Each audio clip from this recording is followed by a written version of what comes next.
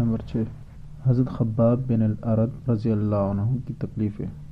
حضرت خباب بن الارت رضی اللہ عنہ بھی انہی مبارک ہستیوں میں ہیں جنہوں نے امتحان کے لیے اپنے آپ کو پیش کیا تھا اور اللہ کے راستے میں سخت سے سخت تکلیفیں برداشت کیں۔ شروع ہی میں 5-6 آدمیوں کے بعد مسلمان ہو گئے تھے، اس لیے بہت زمانہ تک تکلیفیں اٹھائیں۔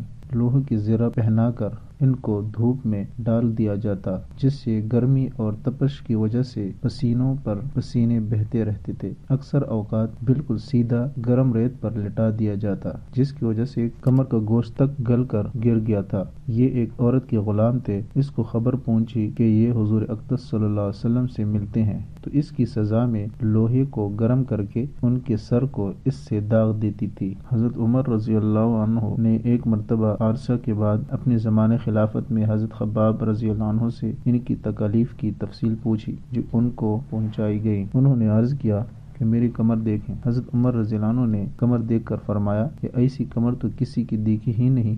انہوں نے عرض کیا کہ مجھے آگ کے انگاروں پر ڈال کر گھسیٹا گیا، میری کمر کی چربی اور خون سے وہ آگ بجھی۔ ان حالات کے باوجود جب اسلام کو ترقی ہوئی اور فتوحات کا دروازہ کھلا تو اس پر رویا کرتے کہ خدا نخواستہ ہماری تکالیف کا بدلہ کہیں دنیا ہی میں تو نہیں مل گیا۔ حضرت خباب رضی اللہ عنہ کہتے ہیں کہ ایک مرتبہ حضور اقدس صلی اللہ علیہ وسلم نے خلاف عادت بہت ہی لمبی نماز پڑھی۔ صحابہ رضی اللہ عنہ نے اس کے متعلق عرض کیا تو حضور صلی اللہ علیہ وسلم نے ارشاد فرمایا کہ یہ رغبت اور ڈر کی نماز تھی۔ میں نے اس میں اللہ تعالی سے 3 دعائیں کی تھی، 2 ان میں سے قبول ہوئیں اور ایک کو انکار فرما دیا۔ نمبر 1، میں نے یہ دعا کی کہ میری ساری امت قحط سے ہلاک نہ ہو جائے، یہ قبول ہو گئی۔ دوسری یہ دعا کی کہ ان پر کوئی ایسا دشمن مسلط نہ ہو جو ان کو بالکل مٹا دے، یہ بھی قبول ہو گئی۔ تیسری یہ دعا کی کہ ان میں آپس میں لڑائی جھگڑے نہ ہو، یہ بات منظور نہیں ہوئی۔ حضرت خباب رضی اللہ عنہ کا انتقال 37 ہجری میں ہوا اور کوفہ میں سب سے پہلے صحابی یہی دفن ہوئے۔ ان کے انتقال کے بعد حضرت علی کرم اللہ وجہہ کا گزر ان کی قبر پر ہوا تو ارشاد فرمایا اللہ خباب پر رحم فرمائے۔